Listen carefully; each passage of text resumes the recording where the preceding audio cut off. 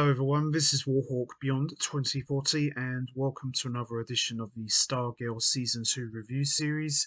And today I am going to be talking about Episode 6, Summer School Chapter 6, which I have just finished watching. And this was a fantastic follow-up to Episode 5 in my opinion.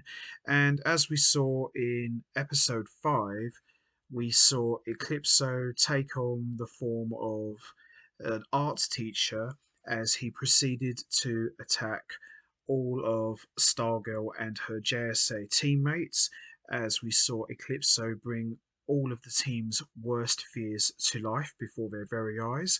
And as I mentioned in the last edition of this series, I definitely was experiencing Scarecrow vibes, and that episode was very dark and really out there and very scary. And I thought that was an excellent episode.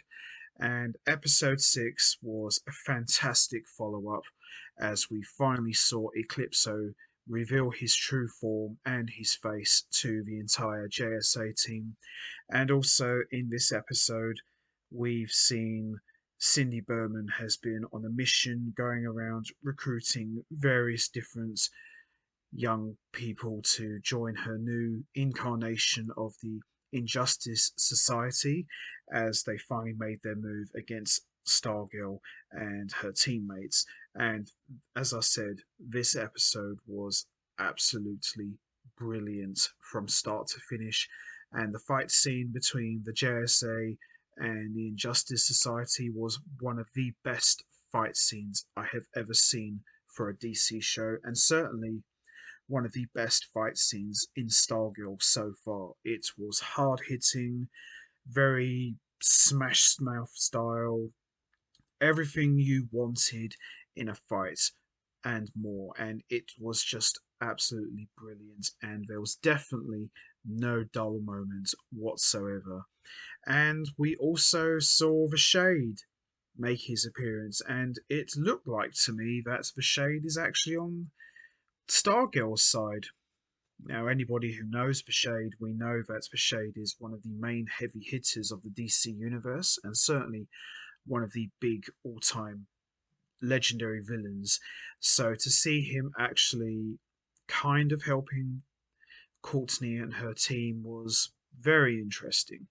And as I said, this episode was absolutely brilliant. I absolutely loved every second of it. So, with that all said, let's get straight into it. Let's talk about episode 6, Summer School, chapter 6.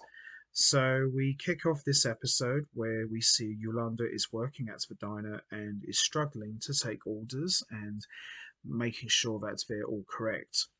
This time, we see her mess up an order for a customer who was complaining about his steak and eggs being wrong, and she goes to the next customer and we see it's Isaac Bowen. Now, Isaac Bowen, as we saw a couple of episodes back, has joined Cindy Berman's team and is now officially the new Fiddler.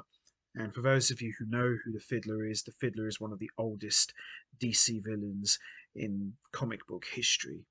And we see Isaac Bowen, who reminds her of the personal photos she took of herself and menacingly tells her that she knows what she and her friends did to his parents before storming out, which leaves her feeling very rattled. As the American Dream, Beth sits outside her father's office and a portrait of Jordan Mankent hangs on the wall, unnerving her. Beth meets with her father to try to give him ideas on how to reconnect with her mum. He is busy prioritizing his job over the family, but tells her they'll talk more about it. Beth tells him that she's not okay with any of it. As she leaves, she goes to call Rick, but Artemis Croc is outside throwing baseballs and threatens her and blames her for her parents being in prison and said they will meet again. Very chilling stuff. At the school, Courtney and Pat are looking through the mess left from the Eclipso attack, and Pat explains that the portraits of Brainwave and Solomon Grundy weren't really there, and that Eclipso made them all see them. Cameron comes in worried about Mr. Desinger as he's shaken, wondering why bad things keep happening to good people in Blue Valley, when Pat finds a painting of Sidney Burham holding the Black Diamond. Cameron tells them that Cindy was there the day before wanting to talk about his dad. He says it was weird and Pat pulls Courtney away so they can go after Cindy. As for Junkyard, Mike and Zeke talk with Mike, trying to find something for his JSA project. Zeke suggests robots as he's building a 12-foot chainsaw for Stripe. Mike sets out to look for something he can build and is confronted by Cindy. She says she wants his help and tells him about her Injustice Unlimited team, not for membership, but for him to be bait for Stargirl and her friends. At the pit stop, Pat goes to get Stripe but is met by Isaac, who attacks him with his evil violin playing, and Artemis, who physically attacks him. The pair severely beats him, but Artemis won't let Isaac kill him because he's her dad's friend after all. Instead, they proceed to bash Stripe. Pat ends up in the hospital with a severe concussion, and no one can reach Mike. Courtney blames herself for not having been there to protect Pat. The rest of the team tries to make sense of what's happened and realize that Isaac and Artemis are working together and that Cindy is behind this new incarnation of the Injustice Society. Courtney fills in Barbara, letting her know that Cindy is also behind Eclipso, and Courtney gets a call from Mike, but it's not really Mike. It's Cindy, and she tells Courtney that she wants to hurt her and everyone she cares about, slowly and systematically. Cindy tells Courtney to go and meet her at the cafeteria in 1 hour or Mike dies. Eclipso tells Cindy to leave Courtney for last, the final soul for him to swallow. Ugh. Barbara tells Courtney to be Stargirl and go and beat Cindy's ass. Alone in the hospital while Pat sleeps, Barbara calls for Shade, but instead of a traditional phone call, he just shows up from the shadows, literally. Barbara fills him in on things, especially that Cindy has the black diamond. The JSA shows up at the school cafeteria and finds Artemis, Isaac, and Cindy waiting. After some barbs, the fight begins, and Artemis and Isaac aren't exactly up to the JSA speed at first, but the fight grows to be pretty intense as Stargirl takes on Cindy directly and Beth uses the goggles and locates Mike tied up in an office. Eventually, our man manages to stop Artemis by sticking her to the wall with a baseball bat, and Wildcat breaks Isaac's violin. This was an unbelievable fight, as I said at the beginning. Seeing everybody going at it, everybody shining. It was just a fantastic fight scene. Probably one of the best fight scenes of Stargirl so far, and certainly one of the best I've seen in a DC show in a really long time. Mike hits Cindy and gets her off Courtney, and for the moment, the JSA looks like they have the upper hand. But then Cindy brings out the Black Diamond and starts to summon Eclipso, but the Shade shows up right then and gets between Cindy and the JSA. The Shade cautions Cindy that she has no idea what she's dealing with and demands she hand it over to him. Eclipso then declares that it is his time and possesses Cindy against her will and attacks. The Shade puts up a shadow shield. Stargirl rides the cosmic staff to fight Eclipso using the staff on the Black Diamond. The diamond explodes, blowing Cindy and Stargirl back. Outside, the weather gets weird and a strange eclipse takes over the entire sky. As the dust settles in the cafeteria, Eclipso is revealed to be free from the diamond and is there in the flesh and no longer bound to any master. Cindy confronts him for his betrayal of her and he rips the blade from her arm, revealing how he's been playing them all along. He throws Cindy's blade into Isaac and then consumes his soul. Artemis runs for her life. Cindy confronts Eclipso again and he flicks a shard of the broken diamond at her and then spreads into a black ooze that imprisons her and begins to track her down from under.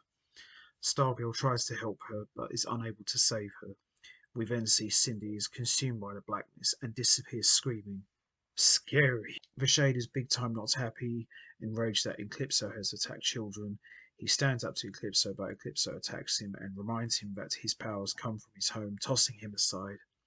Stargirl attacks with the staff, but Eclipso's darkness snuffs out its light and he escapes.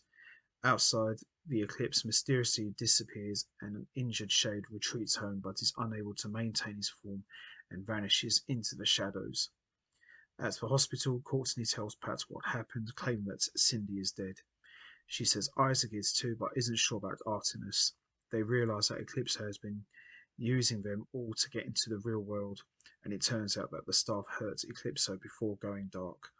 Mike tells Pat he wants his own stripe, and at the pit stop, the rest of the team try to recover from what had happened. And on the streets of Blue Valley, we see Eclipso moves in through the shadows, transforming into the creepy little boy that we saw at the beginning of season 2 as he walks down the street laughing very evilly. And that's how we end episode 6 of Stargirl, and that wraps up my review. Overall, as I said, this was a fantastic follow up to episode 5. Really enjoyed this one a lot. You know, the fight scene between the Injustice Society and the JSA in the school cafeteria was one of the best fight scenes I have ever seen.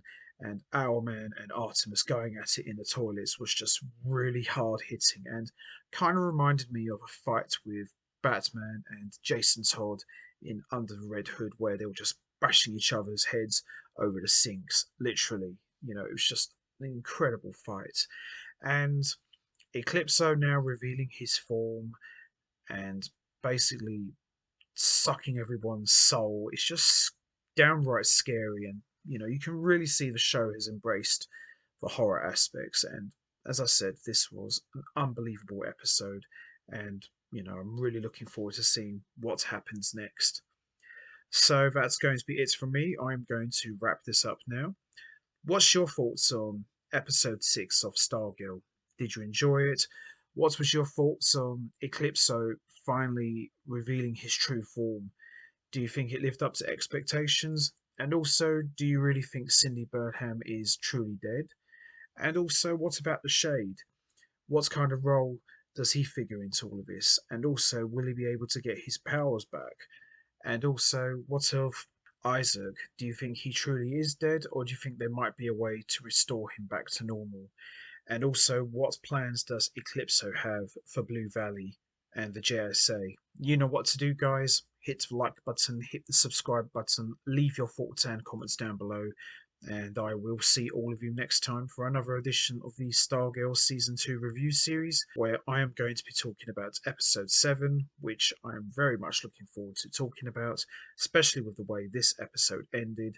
Should be a good one, and I'm absolutely enjoying Season 2 at the moment, as the show continues to keep getting better and better every single week. So until next time, take care, everybody, and stay safe.